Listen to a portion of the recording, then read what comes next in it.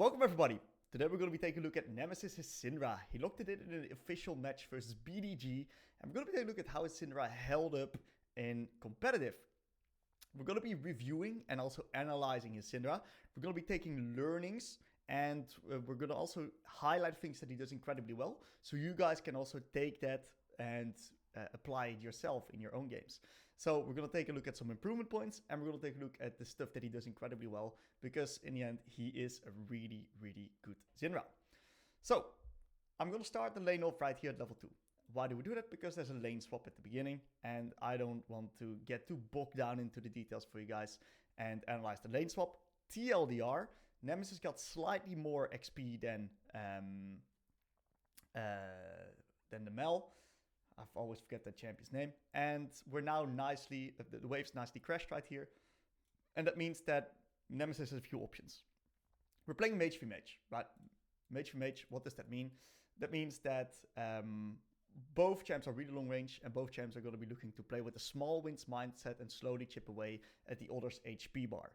Nemesis is very unique when it comes to his Syndra, and he opts in for the first strike setup every single game. I don't think I've seen him run Comet or Area, something like that in any game. And whenever you usually play mage v mage, you usually run Comet because you can contest lane a little bit harder. But Nemesis actually decides to not do that because Nemesis, as far as I know, feels incredibly... he's just playing towards his strength. His mid to late game team fighting is one of the best that I've seen, especially on a champ like Syndra. And he just kind of plays lane a little bit slower and plays towards his strengths in the mid to late game, which I really, really respect. Anyway, right, well, what we see in this particular situation is because we run the first strike setup, we're going to be approaching the lane a little bit differently. Like, we cannot play super aggressively right now. We have to play a little bit to minimize, and just, if we go even, we'll be winning because our rune setup skills are a little bit better comparatively to the Mels.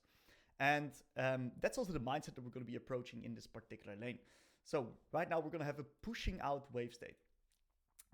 Which is okay, right? That's actually really good for Syndra. If you play mage v mage, whenever you get the push advantage, you're going to get yourself in positions where you can find yourself favorable trading windows because of the fact that you've already last hit your minion and the enemy has to last hit theirs. They need to walk up. You got the big minion wave for backup, which means that you can then look for trading windows on top of them. Especially since both champs are very long range and they're skill shot oriented, you can then time that with the enemy last hits. In this case though, we got to be a little bit careful because of the setup that we're running.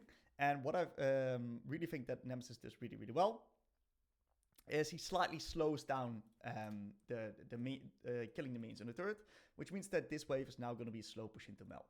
That's completely fine. And unless Mel like actively manages it in such a way that it won't be. And what we see that Nemesis does is Nemesis actually takes quite a bit of distance away from the Mel. What you see a lot is that if you're playing Syndra into Mel while you're playing a little bit more aggressive setup, what you're going to do is you're going to actually play a little bit closer towards the Mel because you're actually in a position where you need to get in range otherwise to hit your skill shield maneuver, because Syndra's Q is slightly shorter range than Mel Q. Mel Q is actually really, really, really long range. So Nemesis actively stays a little bit farther back, and what I think he does really, really well is he does some vertical movement right here. At least I don't know if it's vertical or horizontal, but it doesn't really matter. At least what he does is he moves in such a way that he actually kind of baits out Mel's abilities. And what Mel doesn't really do well is he doesn't really time it with the last hit. So now we get ourselves a nice little cooldown window in this lane to get slightly closer, take a little bit of control. And he does it incredibly well. He walks up closer right here, takes up a little bit of space in the lane, and forces Mel to actually use her E to CS those two creeps. Unfortunately, we get a little bit too close to those minions, and she actually hits it onto us as well. But generally, the ID what Nemesis had was really, really good. We're going to be reaching level 3 a little bit earlier than the Mel. And what I think that Nemesis does incredibly well here as well is he plays the wave really, really slow. The main goal whenever you're slow pushing a wave out is to make sure that you use that wave to find trading windows, of course, also reach the level of spike sooner, but also make sure that in the end we can get a crash. There's a few things that we can do with a crash. We can discuss that a little bit later. But one thing that he does really well is that he walks up whenever this minion from blue is dying right here. So he recognizes this as a potential trading opportunity, walks up a little bit closer towards the Mel, closes the gap.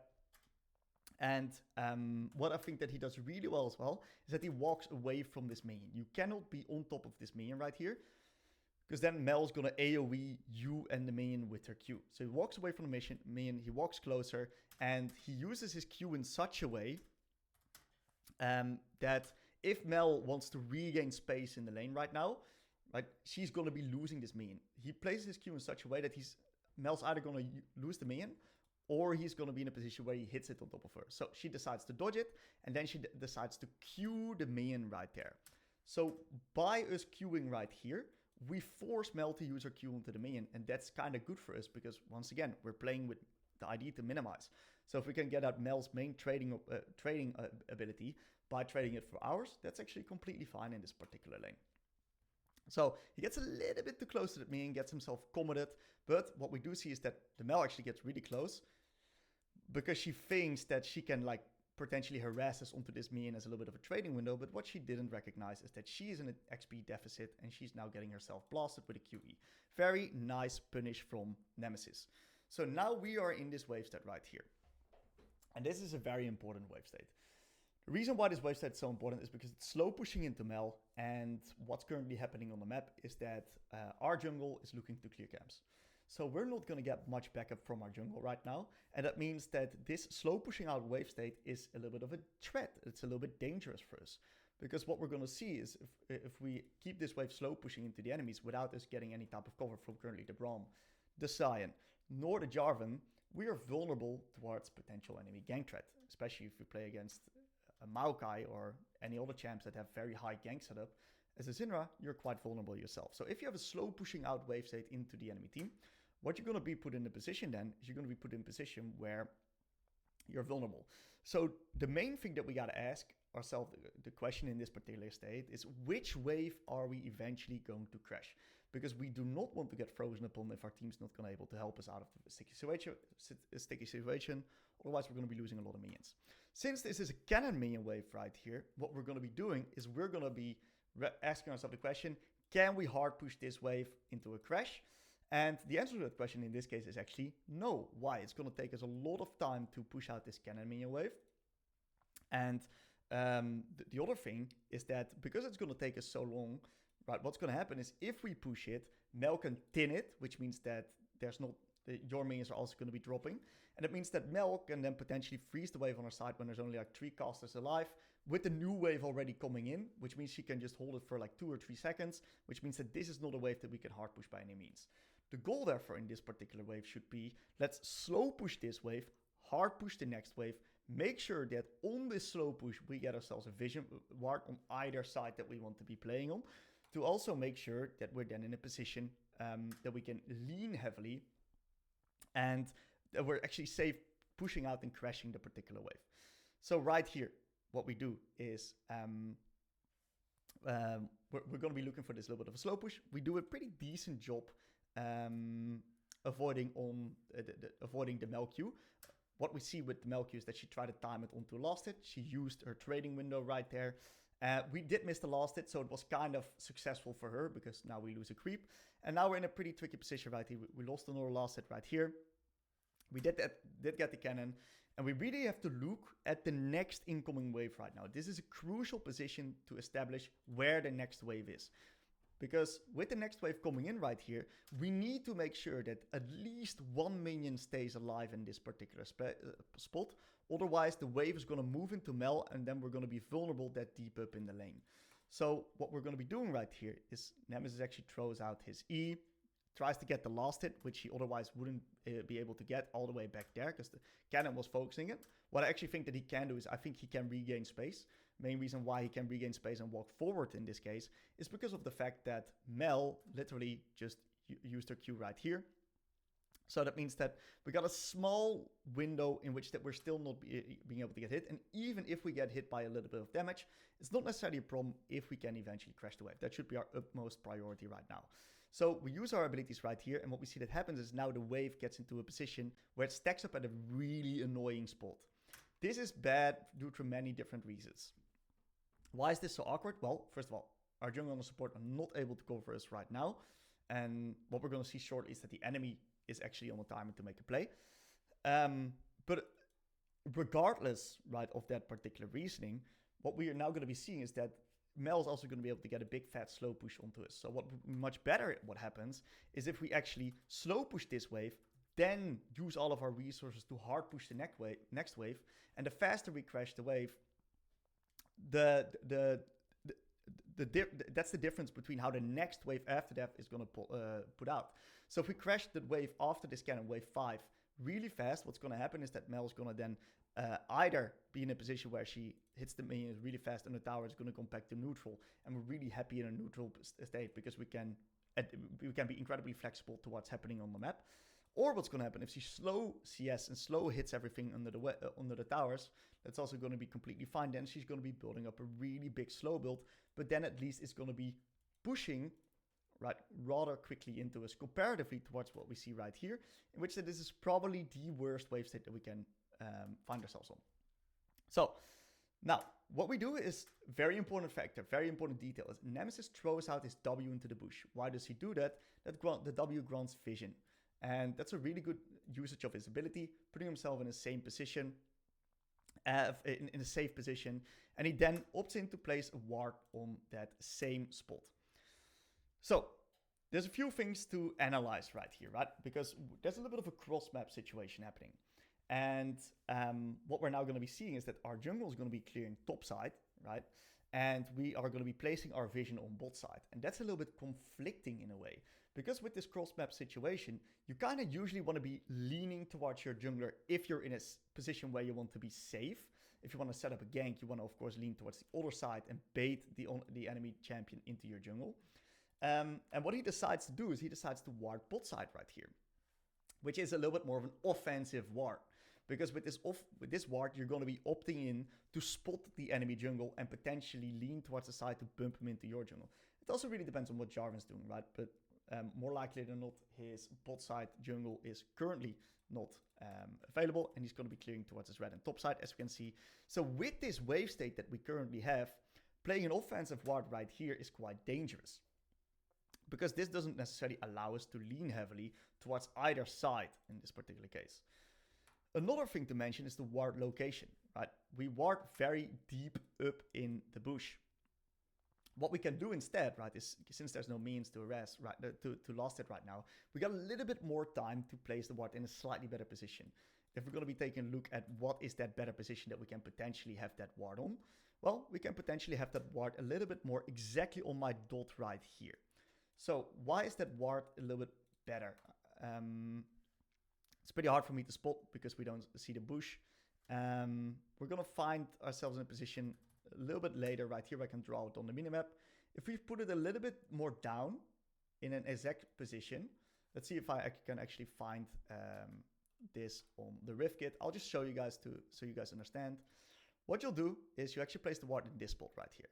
If you place the ward in this spot, it doesn't show on this particular rift kit, but it actually shows the exact lining right here. You get full vision over the exact entrance of this particular jungle into river map state.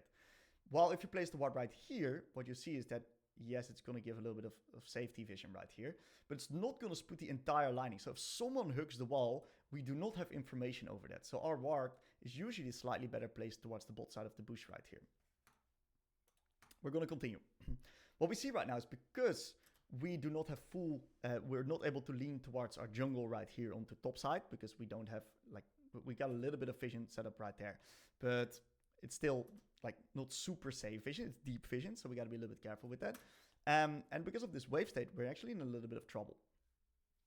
And what we're going to find right here is that we are leaning top side with the vision on bot side, and we eventually get ourselves Maokai ganked because we're so exposed in this particular wave state as well. I really, really understand why he tries to go for this particular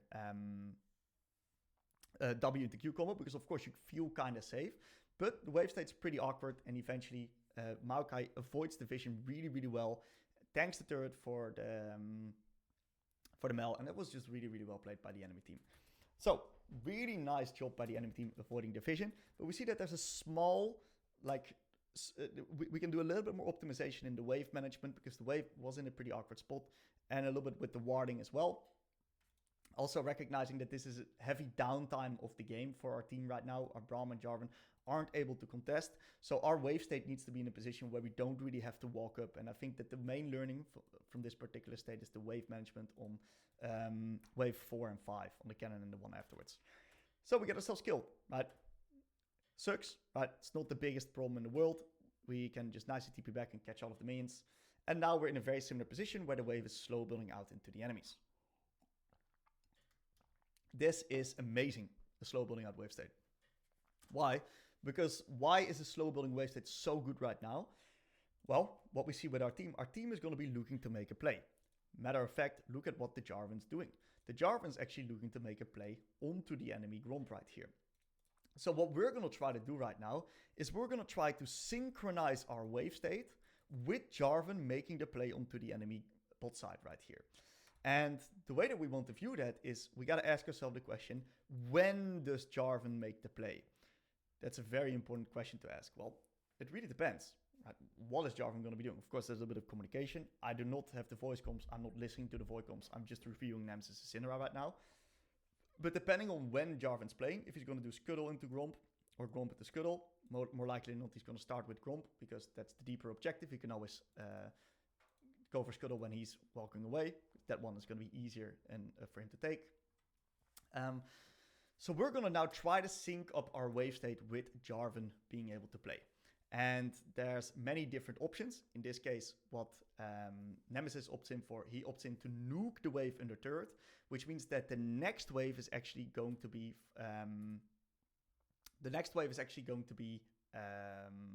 neutral right here. So it seems slight change of plans, and it looks like Jarvan actually went towards his bot side, spotting Xin Zhao on bot right there, killing his bot side first, which is a little bit of a different decision. And we now see that we got ourselves a neutral wave state. So why is this wave state so incredibly good, and why did he manage this wave incredibly well here? Well, we see that this forces out the Mel TP. What another option is in this case, right, is that you actually slow play this wave and that you just milk the minion last hit, the turret hits right here, in which that the next wave will actually stack up more right here instead of in the middle of the wave, which will then force into a slow build onto the Mel side. But if that happens, Mel can decide to hold TP, and then she has a little bit of a TP advantage, which is never really something that's pretty. Even though it's not the worst with the new TP right here, it's definitely not something that's ideal. So I really like the fact that we now get into a neutral wave state, which kind of forces the Mel TP, because the minions nowadays kill each other really, really fast. So very nice wave management by Nemesis in this regard. So with this neutral wave state, our goal is to last hit the minions as late as possible to make sure that we are denying Mel as many minions as possible as well. So we're really going to try to hit the minion on as low as possible HP. He does a really good job.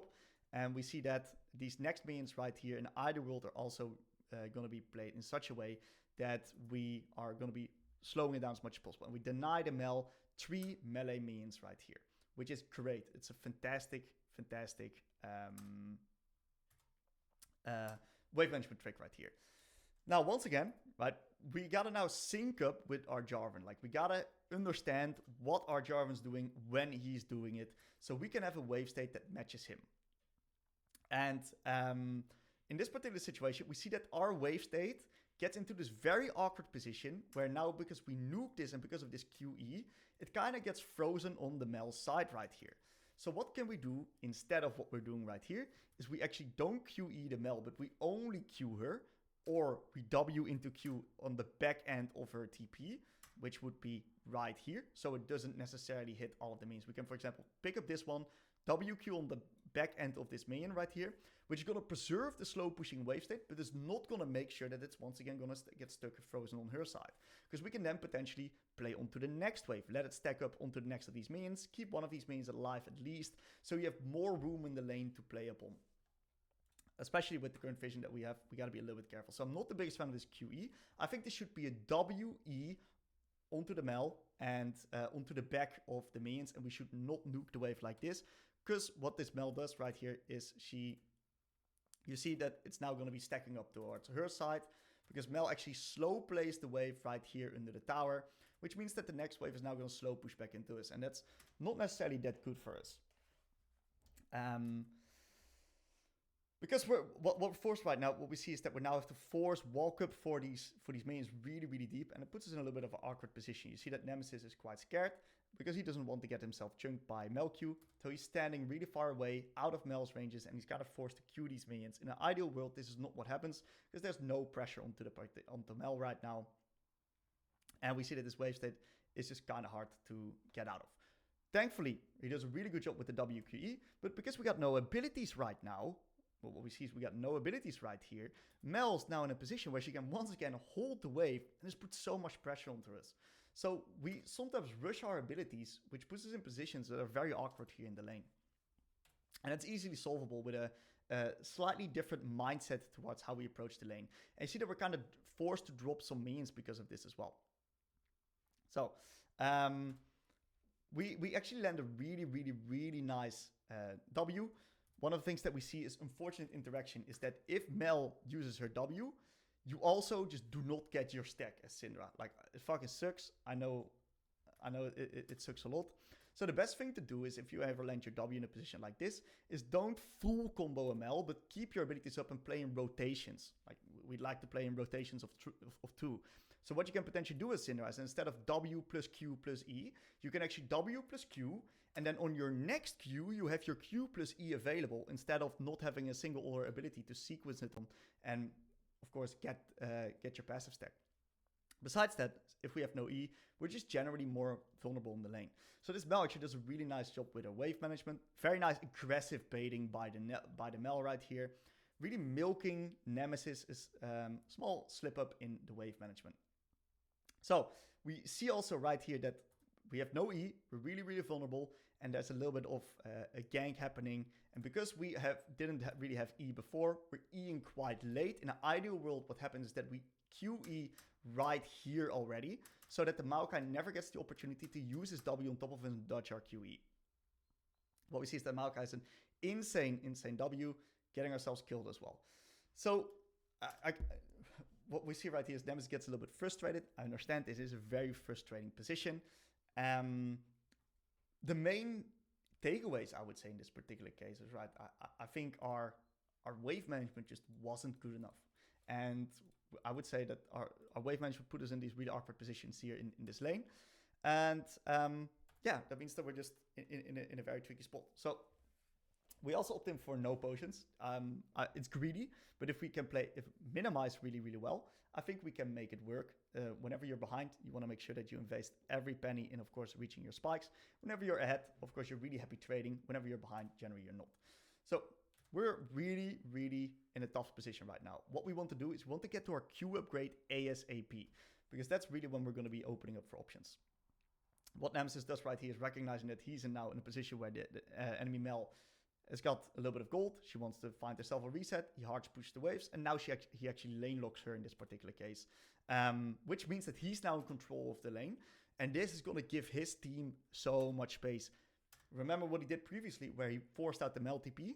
That is now snowballing into him having lane control, and this is going to give his jungle, his bot, so much control to play around the map right now, because he can now do whatever he wants on the wave, not be in a position where he's vulnerable, and kind of lane lock this Mel and freeze kill. And we also see that this is something that he is now going to be doing. Mel, right here, they're going to now find herself a little bit of a reset window. And right here, we got to get very, very specific, because there's many different ways to approach this particular reset window from the Mel. Mel does a really nice job nuking the wave. Few things that we can do, right? We know that she's going to reset. So if she's going to reset, what we want to do is we want to, number one, use this tempo opportunity to get ourselves a little bit of control, find ourselves and build ourselves the best possible wave state that we can have regarding towards what our team wants to be doing and synchronizing tempo together with our team. And what we want to be doing is we want to make her miss as many minions as possible in the lane. So what we're going to be doing in this particular case is we're going to try to make her miss as many minions as possible. So you got no TP, she's going to be resetting. The number one question you got to ask yourself in this particular situation is, what is the next wave? Is it a cannon minion? Is it the normal minion wave? because depending on what the wave is, we need to adapt our wave management towards it. If it's a cannon minion, the best thing for us to do to deny her as many minions as possible is to not touch the wave at all, let her wave nuke your wave, take a deep vision ward, control the space in the lane, and make it hard for her to re-enter while she's losing experience and gold in the meantime. If it's a non-cannon wave, what you then need to do is then you need to hard push the next wave into... pardon me. You then need to hard push the next wave, and then the turret will take care of all of the minions. On a cannon wave, you cannot do that, because then the cannon is going to take all the turret shots, the Mel is going to come back, and she's going to catch the wave nice and easily under her turret. So, very important wave management decision right here. What Nemesis does is Nemesis nukes the wave. And I think the next wave is actually cannon wave. So personally, I wouldn't necessarily do that. One thing that he does do incredibly well, though, is he scouts for the Mel space. And what he does do, conversely, is that he actually walks up. He does a really nice job with his movement here, by the way, because he kind of makes the Mel think that he's not going to contest her and cancel or reset by the way that he's clicking. This is an incredible mind game. Not sure if it was intentional or not, but it was really, really smart. Very impressive play. And what he does is he mind games the Mel, and Mel actually is going to be taking a greedy reset. And this necks her lane. The fact that her reset gets cancelled completely necks her lane. So imagine if we now actually held this next wave right here. With this same particular wave state, she would have lost an entire cannon wave. Still, what we do right here is now we... let's take a look at what he's actually doing, right? Okay, so he's now trying to deny Xinjiao the little raptor. Not too bad. We now see that the wave is in a position where it's going to be slow pushing into Mel. So what we eventually find is that we take a little bit of a reset onto Lost Chapter right here. So it seems like he wants to be resetting. Very interesting. So it seems like that was his initial purpose. I still think that we could have like played the waves a little bit differently. Like even just holding the wave would just mean that Mel loses more than he does. And what we see that Mel is now just returning back to the wave, and she's actually grabbing up the cannon plus the extra minions. If we would have cancelled her base while holding the wave, she would have lost the entire cannon wave. Everything would have been gone. And then we, of course, can decide to stay or reset. We're going to be opting in for Lost Chapter right now, which is a great buy. But I think generally, I think it's actually okay for him to stay in this case as well. And just milk up all the resources, get a little bit more extra resources, deny Mel a few resources. And yeah, we really want to just opt in to get to our Q upgrade, and then we can force a reset anyway whenever we want. So I think... in my opinion, right, he may have completely different reasons for this, right? But in my opinion, I think this is a little bit of a wave management optimization that we could have done. And we're now in a position where the wave state afterwards becomes a little bit neutral. What he does very smartly, right, is he's in fog of war. And it seems like he does actually stay right here. Because what we also recognized, right, is you actually, if you want to reset, you kind of have to reset instantly because your team is resetting right now. You need to synchronize up tempo with your team. Otherwise, they want to be making a play and you're chilling in base. That's not something you can do. So I actually think that the entire wave management sequence here doesn't really make sense. I don't see a positive towards the wave management. So what we do see in this particular situation is that his team is now coming up off the map.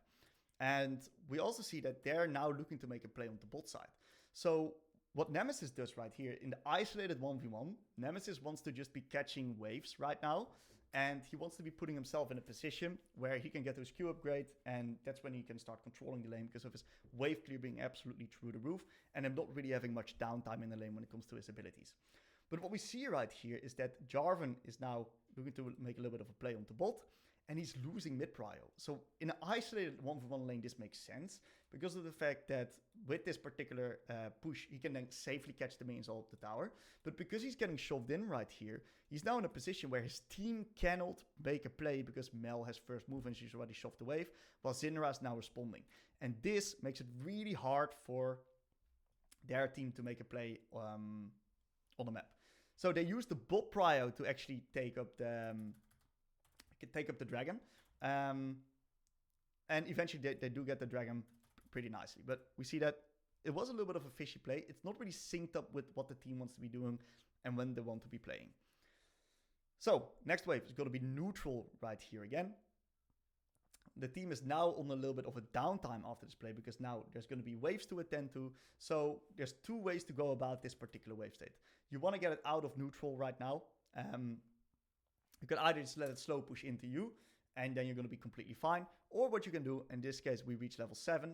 And especially at level 7, right, on Syndra, what you can do is you can just kind of nuke the minions. If you have Lost Chapter plus an M-Tome, you can W plus Q to cast the creeps and then you're going to be completely fine. In this case, we do not really have that. So he's just kind of nuking the minions with his Qs, 2 Cyclops Qs, no problem at all. That's completely fine. And we're in a position where we now can reset. That's okay. The rest of the team just got the dragon. He doesn't necessarily need to be on the map right now. And we're opting in for a little bit of reset window. If we, of course, could have pushed the wave a little bit faster, that would have been making it easier for us to reset in the end. Potentially what he can do here in this case is he can hit all the melees first with his auto attacks. Then he picks up or another thing that he can do right here is he can actually, when the melees come in, is he can queue all of the melees right now. Queue all of the melees once. Hit them for the rest with his auto attacks, and then finish the entire wave off with his next cycle of the Q with a WQE combination onto the entire wave. That is something that he can do. That's probably the fastest way to get out the wave at this particular spot. And then we now get ourselves a nice little reset onto Lost Chapter, onto the extra M-Tome, and unfortunately, Bowsy dies on top lane. Pretty inevitable, right? In this case, we couldn't really do anything else or punish mid in this situation. So, since we cannot really contest mid lane control, I think it's completely fine for him not to buy a control ward because the Mel does beat us. Even though that we are going to be opting into level 8 real soon, which means that we can potentially shove the wave harder than Mel and actually can keep up the mid lane control. Maybe it is fine to buy a control ward. I don't know the specifics of Mel. It's hard for me to say. I am not super precise and experienced on what that champion does yet. So I don't necessarily mind the no control ward buy, but I think there's also a world in which that you can buy the control ward right there. Regardless of what we're seeing right now, is that given this particular portion in the lane, we're opting in towards our Q upgrade real soon. What would I do? I would start looking to get control of one side of the map with our heavy wave clear. I would love to have deeper vision on, so we can actually heavy lean towards one side that we want to be playing on. And then we can put ourselves in a position where we can start taking control of the map with our heavy wave clear and potential to synchronize our tempo with our jungle and the rest of our team. So we're just chilling a bit on mid. One thing that I really like that he does in this case is he nukes the wave, so he always gets access to the wave. The reason why he's able to do that is because he also spotted the Xin Zhao onto top right here. So that means that in this particular case, he's not that vulnerable onto this next wave because otherwise Xin Zhao has to like beeline towards it right here. So I really like what he's doing onto this wave. Nukes the wave in a position that he can now just get it out for free. Gets himself a really nice high value trading combo while getting out of the wave. Really smart the Syndra play right here. One thing that other Syndra players would do in this situation is they would just only focus on getting the wave out. What Nemesis does is he actually does a combination of the two. If you have your Q upgrade, of course, there's other ways to go about this, but without Q upgrade, you got to get a little bit more specific. One thing that he does is he actually makes 2 of these minions low. He tried to hit the other one as well, so that if he E's, he can then one-shot the other creeps. And what he then does right here is that he makes all of the other minions here low as well. He looks in for a little bit of a QE, hitting the Jace, double ball stun right here. Very smart placement, making it almost undodgeable for the Jace. Finishing off, or like hitting the Jace with then a W to grab an extra passive stack while finishing off the wave, which puts him in a position where he's not vulnerable to get counter-traded upon. This was a genius rotation of abilities right here, guys. I want you to take note of the way that he uses abilities. This can also work in earlier parts of the lane state, where you can, of course, apply it in a different rule set or auto-attack the minions a little bit more, depending on your AP values. This was incredibly high-value ability usage right here. Super impressive by what he's doing. And now, as we can see, look at our team. We're on a bit of a downtime period of the game right now, in which that we gotta wait with playing and wait with contesting because we got no vision around mid. Our team is still farming. They need to answer waves. So what we're going to try to do is we're going to try to synchronize our wave state depending on what our team wants to be doing as well. There's a few options. You can keep it in neutral and completely keep nuking the waves, avoiding the lane like that. That's definitely one way that you can play it. And one thing that I really like is the way that he now, with his Q upgrade, starts clearing the minions, completely avoiding the lane in this case. And that's completely fine as well. Another thing that you can do is you can actually play the waves in such a way that you sync up with the Jarvan move timer. So you can potentially even leave this wave neutral. Potentially even incentivize the enemies to have a little bit of a slight slow push into you. Hold the wave, let the next wave stack up all around this area. And then you can easily nuke that wave really closely towards your turret, forcing the enemies to respond. But you have to be very precise about when the play happens and what you're playing for in that sense.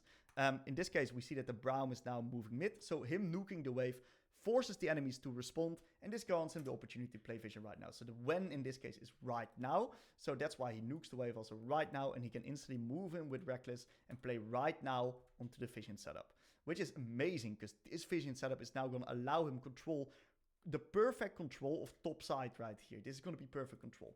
Having this control ward, having this ward right here, deep vision, secure vision, making sure that the enemies also have no vision in this bush is really crucial.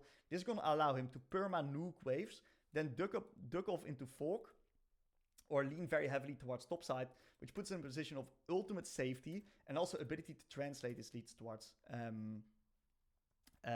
different parts of the map. In this case, there's a little bit of a lane swap. That's also completely fine.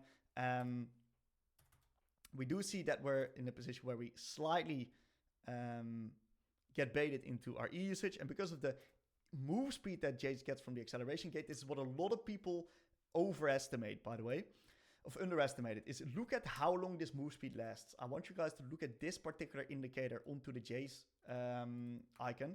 You see that he refreshes it, and look how long it lasts. It's like 4 seconds or something like that. It's crazy. So we're kind of forced to blow flash because we don't actually internalize the length of the move speed increase of Jace in this case. And that's pretty bad.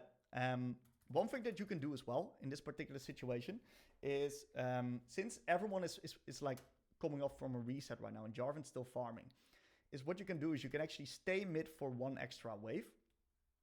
So you can keep the vision control with Braum. You then hard push that wave, but it is going to be a little bit like devastating for the AD carry because AD carry doesn't then get the wave. But you can then force the enemies to potentially respond with the Jarvan hover and the Braum hover. You can then keep the vision, defend it a little bit, defend the space around mid. And then afterwards, when Jace nukes the wave on top right here, you've already nuked the wave.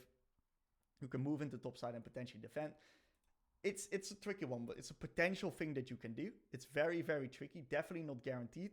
Because it also depends on how the enemies invest their time on the top side right here. We definitely see that we're in a little bit of a down tempo window right now. Jarvan's still farming, Signs opening up, Jinx is responding, and we lose all of our control around mid lane. So maybe if we recognize that this is the play beforehand, we shouldn't even set up vision, at least the control ward right there, and we should only set up a little bit of deep vision right there and keep the control ward. A little bit of probably uncertainty what the exact play is. And we see that therefore it gets into a little bit of awkward state. So what Nemesis is trying to do right now is Nemesis is trying to get towards his Blackfire Torch. And the way that we're going to be doing that is by playing this very slow. We need 1200 for the item buy. And eventually we reach ourselves level 9 with the Blackfire Torch. Doesn't matter how much damage they take. He gets himself the item. Jinx steals the Void Curve with an R. Beast R, actually. Holy shit. That's an insane R. And now we're basically unlocked, right? We got our elixir of skill, and we got ourselves the the Blackfire Torch, which puts us in an absolutely fantastic position.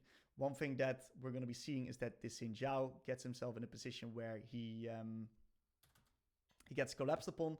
And one thing that Nemesis does really nicely is his combo usage. Personally, I would have played it slightly differently. What he does though is he uses Q into W into Q into R. So it's a very nice combo, right? One thing that we see with this combo is that he maximizes his R damage because he gets 2 balls out extra to what already is on the ground, which means that he deals a lot of damage to the Xin Zhao.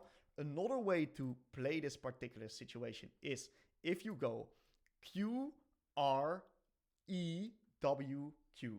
That's a very guaranteed stun, and that means that you'll also land your W damage. So I think that holding the W in general is a little bit better in this particular case. It's still a skill shot. He can flash it, as you can see. He could have also flashed that extra Q. I think potentially the best way to go about this sequence is Q into R, then E into WQ. I would say that's probably the best way to play it out mechanically on Syndra. But overall, he does the job. It's good enough. They get themselves 2 kills onto Jinx and actually a winning skirmish around mid, even though they lose a little bit on top. But it's not necessarily the worst because of the fact that Bowser's TP and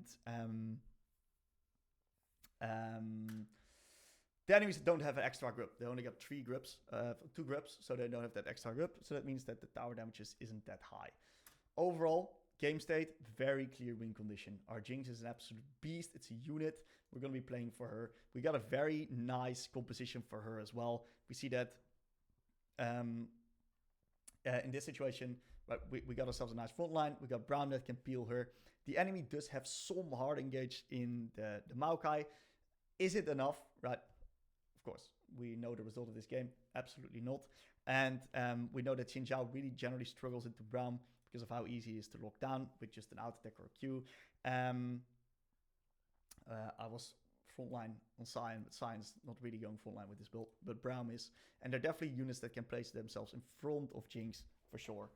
Yeah, and the rest of the team doesn't, like, they're not really having easy time getting towards Jinx. Potentially a miracle Mel Sniper Varus R is something that can work out. They play a little bit more, or they have the potential to play a little bit more of long range as well. But it's a little bit disgrunted and it's not really concise. So game is looking incredibly favorable, and we're now chatting ourselves up here on the side. And what we see with this particular side then wave is that this wave is a little bit neutral. What we did spot previously right here is that the Mel was dead, and the Mel, same as the enemy Varus, is now going to open up towards towards the lanes as well. More likely than not, right? They're going to be putting themselves in a position where he's now going to be answering the Mel. And what he does, right, is he decides to hard push the wave into the turret and get himself a little bit of a plate. What we're going to be seeing right now is that Mel's going to respond. Look what his team is doing. His team is playing it really, really slow. They're farming right now. They're in a position where the next neutral objective is coming up in 40 seconds. So what we're going to try to do is, most likely we're going to contest this. And then what we want to do is we want to move ourselves over towards mid lane to help contest with the boys on mid. So we push out the bot lane wave, and what we can do right now is we can move towards mid to help our team with congestion. And what we see is that the enemies are contesting through bot, so we cannot really play. So in this particular situation, what we recognize is that the final wave before the next neutral objective on mid lane is going to be very important to have priority on. A very important question you always got to ask yourself: can your bot lane get priority solo if you want to contest the Drake? Yes or no? If the answer to that question is yes, then you don't necessarily need to be there and back them up. If the answer to that question is no, you need to move your ass over there and help them regain control of the area by putting your body in the area. This could have gone a little bit fishy, though, in the sense that we see that, yes, we do still have some vision control around here on bot, but if Maokai walks up a little bit deeper, right, they can try to play through bot, but then they're going to lose mid turret, so it's not really something that the enemies are going to be able to do. This dragon, because of the heavy lead on Jinx, is pretty much guaranteed, and therefore it's completely fine for Nemesis to stay in bot. He's going to be in a position where he can bridge eventually. And because his team wins the 3v3, if he can keep the Mel alone here isolated in bot, he's going to be in a completely fine position here in this game. He lands a very nice QE into WQ. This, of course, is incredibly long range. And now he can just nicely grab up himself a little bit of bot lane priority, easily securing the boys, the dragon. And what the first thing is that they're going to be doing is they're going to be playing into mid. Get up the mid prio first, playing into the sides. And this constant mid prio and pressure from Lost Tones means that the enemies don't really have a counterplay onto the side of Nemesis, and they can just constantly play mid into bot. Which also puts him in a position where he can now just farm up, get towards the spikes, and yeah, that's just generally really, really, really good for Nemesis. And we eventually find ourselves a beautiful solo kill. We do spot that the enemies in the end try to make a little bit of a counterplay. It's too late though, generally. And Nemesis gets himself a nice solo kill.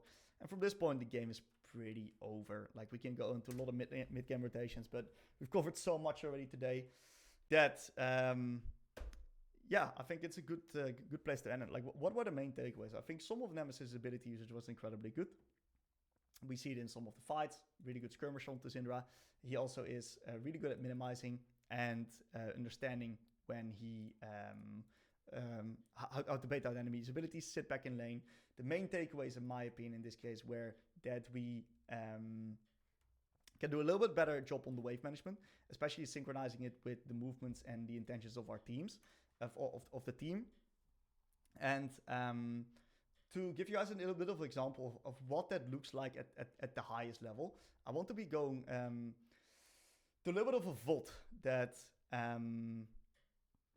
we watch in Worlds this year. And the way I want to search that is if we go to Orianna vs Akali, we see ourselves a little bit of a review that I did with a client, in which that we go very deep on this matchup and also a wave management part of this matchup. And what we're going to be seeing at the end is that Quad is going to be is playing against Gam right here, Fly against Gam. And what Quad does is Quad has an incredible wave management that allows him to take complete control of the Grub's objective spawning at minute 6. So what we're going to see is that in this case, red side preemptively, FlyQuest preemptively set up the neutral objective with the wave state in mid lane right here. And this is incredible. So what he does is he keeps it neutral right now. And what we'll see is that Akali in this case is actually hitting the minions a lot. And right now he's going to try to get this farm. And by this trade right now, the wave's going to be pushing into Orianna. And Orianna's really happy with this particular trade of the Akali because she wants the wave state to go into her. Why is that so important for her right now? She's got a little bit limited vision around mid. Her Ivern is now onto a little bit of a base timer. So the tempo of the team is currently a little bit down. They cannot really be making a heavy play. We also see a little bit of a lane swap situation right here where they got full control of top side. And the enemy's a little bit more of bot side. And what we're going to be seeing, right, is because of Orianna knowing, right, how the waves are going to be playing out, she is now timing the Grubs play already. And it sounds crazy. Grubs spawning in 1 minute 15. That's crazy that we're now timing the Grubs play already. Absolutely, that's what he's doing. And the way that he's doing that is Akali's kind of forced to push out this wave. Otherwise, her wave's going to get stuck on the turret with the new wave coming in. So she's forced to nuke the wave. And now Akali has no energy left. So what Orianna does is she actually holds the wave outside of the turret. And this is genius wave management. In the sense that what he does is he holds the wave and now forces a slow build onto this wave. In this case, he's going to go for a little bit of a tree wave. And that's still possible at this point in the game. The previous season. New season is going to be a little bit harder because the new minions clear each other a little bit faster. So what we're going to see right now is that he is going to make sure that he's going to try to slow build this wave state. And he's communicating this, of course, in comms together with his team already. And they know that there's going to be a little bit of a window upon the mid lane wave push when they force Akali to respond. And look at how this goes. Right? We see how slow we play this particular wave. We're not nuking it by any means. We are actively thinking about when we want to be crashing the wave. His abilities are also not pushing the wave in such a way that he is now pushing the wave too early. We need this extra wave because what he can do with this particular extra wave state is force Akali to respond to the wave. Also onto the level 6 timer. We see what he does right here. He pushes already a little bit faster. Hits the Akali, pushes the wave, and because of Akali being forced to respond to this wave, Grub's play is not playable for blue side. It's not playable right here. So what this happens is that Spy actually sneaks in the first Grub, and after that, with the beautiful wave management, they guarantee themselves Grub 2 and 3 because of the fact that it's impossible for Akali to contest. And they recognize that the enemies give up the next Grubbers because of the beautiful wave state. And he actually uses this crash to also harass Akali onto her last hits, putting maximum pressure in the lane right here. Incredible wave management. This is perfect synchronizing of wave states with the tempo of your team, putting yourself in a position where where the enemies have to choose between either losing the wave or losing the play, and neither is the best outcome for them. So, a lot of learnings here today, guys. A lot of high-level learnings. I hope you guys enjoyed. We'll be doing more of these type of reviews in the future. So I thank you all for watching, and I'm going to be wishing you a great, great day. Peace out, guys.